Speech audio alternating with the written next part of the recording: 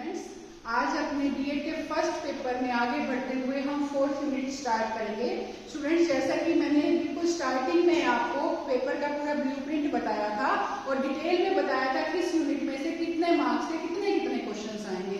तो स्टूडेंट्स, हमारे इस 4th यूनिट में से 4 क्वेश्चंस आने हैं, 2 मार्क्स के क्वेश्चन आने हैं। मतलब इसमें 5 और 8 मार्क्स के क्वेश्चन हमारे इस यूनिट में से नहीं आएंगे। तो इस यूनिट में हम सिर्फ 2 मार्क्स के क्वेश्चन करेंगे, जिनमें से कुछ हम आज क्वेश्चन समझेंगे कि हमारे इस बेसिक यूनिट में क्या क्या हमारे क्वेश्चंस बनते हैं और कैसे कैसे क्वेश्चंस आ सकते हैं। तो उसमें हमारा सबसे पहला क्वेश्चन, ये जो यूनिट है हमारा बाल्यावस्था का यूनिट है, तो बाल्यावस्था से रिलेटेड क्वेश्चन हम देखेंगे। जो सबसे पहला क्वेश्चन बनता है वो है बाल्यावस्था से आपका क्या अभिप्राय है, मतलब बाल्यावस्था क्या होती है। देखिए, शैशवावस्था के बाद बिल्कुल जब बच्चा पैदा होता है, शैशवावस्था होती है, उसके पश्चात बच्चा जिस अवस्था में प्रवेश करता है उसे बाल्यावस्था कहते हैं।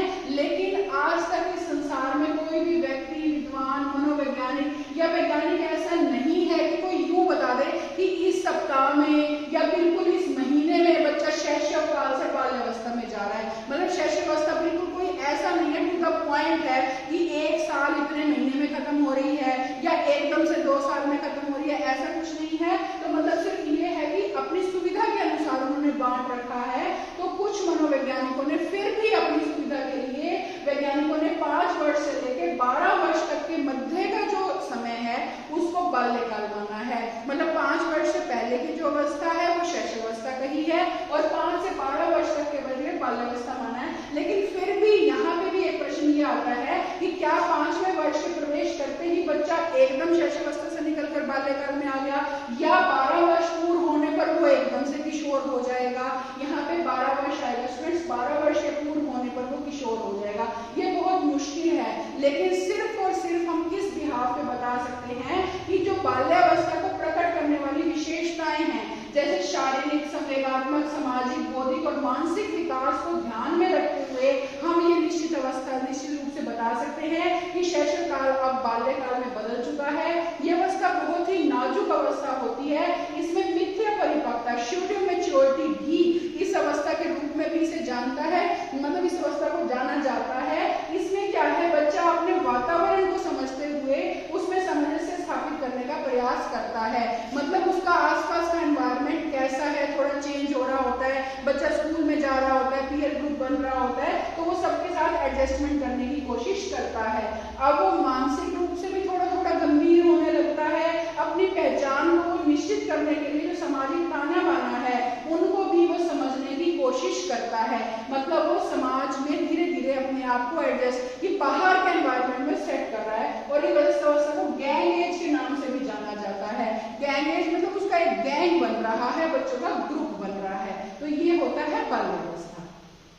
नेक्स्ट क्वेश्चन स्टूडेंट्स, हम इसी में देखेंगे जो बाल्यावस्था से रिलेटेड है कि बाल्यावस्था में बालकों के किन किन पक्षों का विकास होता है। जैसे पिछले क्वेश्चन में हमने देखा कि बच्चों का जो डेवलपमेंट हो रहा है उसके अकॉर्डिंग हम देखते हैं कि वो कौन सी अवस्था में प्रवेश हो रहा है। तो बाल्यावस्था के कौन कौन से पक्ष हैं जिनका विकसित हो रहा है। मेनली जो सबसे पहले इसमें आता है, बच्चों में ईर्ष्या की भावना बच्चे रखने लग जाते हैं, ईर्ष्या का दृष्टिकोण रखते हैं, अन्य विद्यार्थियों की सफलता पर ईर्ष्या करते हैं। देखिए, जैसे छोटी छोटी बातों पे बच्चे यूं कहते हैं, मैडम उसको 1 नंबर ज्यादा दे दिया, मेरा 1 नंबर काट रखा है, उसे दे रखा है। चाहे बच्चे नोइंगली नहीं लेकिन अननोइंगली भी बच्चों में ये ईर्ष्या की भावना होती है। अपने बड़े ना बड़े लेकिन दूसरों के नंबर कटवाने में बहुत बच्चे खुशी महसूस करते हैं।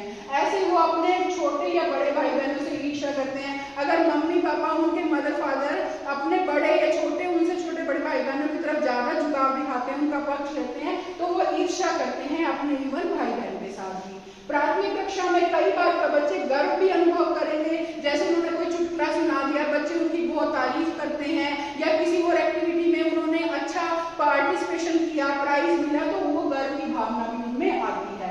उत्तर बाल्यावस्था में बच्चे सिंबल और साइन को समझने लगते हैं। मतलब सिर्फ बोलकर नहीं, लेकिन अगर सिंबल्स और चिन्हों की महत्ता से, संकेत और चिन्हों के माध्यम से भी हम बताते हैं तो बच्चे इनको समझने लग जाते हैं। घरेलू कोई समस्याएं हैं, बुरा स्वास्थ्य है, वास्तविक या काल्पनिक कोई कुंठाएं हैं, मतलब रियल और इमेजिनरी फ्रस्ट्रेशन है, इनका भी बच्चों पे फर्क पड़ता है। मतलब अगर घर की तरफ से कोई फ्रस्ट्रेशन है या उनकी कोई बात नहीं मान रहा, तो धीरे धीरे इन चीजों को भी इस स्टेज में बाल्यावस्था में बच्चे समझने लगते हैं।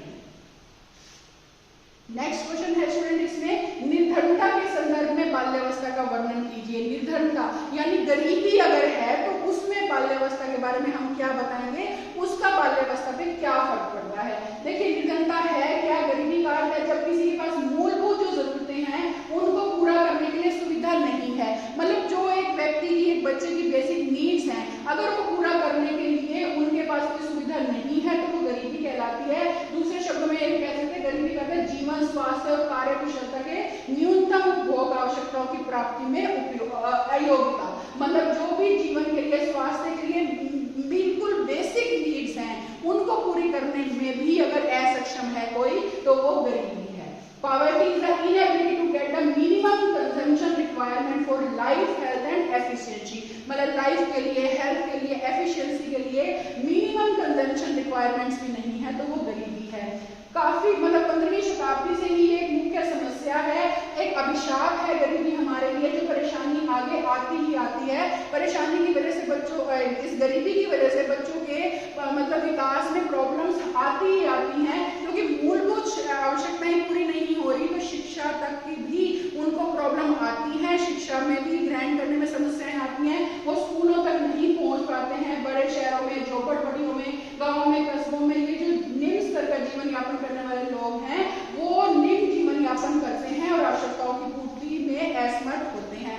मतलब गरीबी का, निर्धनता का बच्चों पे क्या फर्क पड़ा बाल्यावस्था में। देखिए बेसिक नीड्स पूरी नहीं हुई, इसीलिए बच्चे जो हैं वो अचीव नहीं कर पाते, स्वास्थ्य ही ठीक नहीं है, शिक्षा तक नहीं पहुंच पाते, तो इसका भी बहुत ज्यादा बच्चों के ऊपर इफेक्ट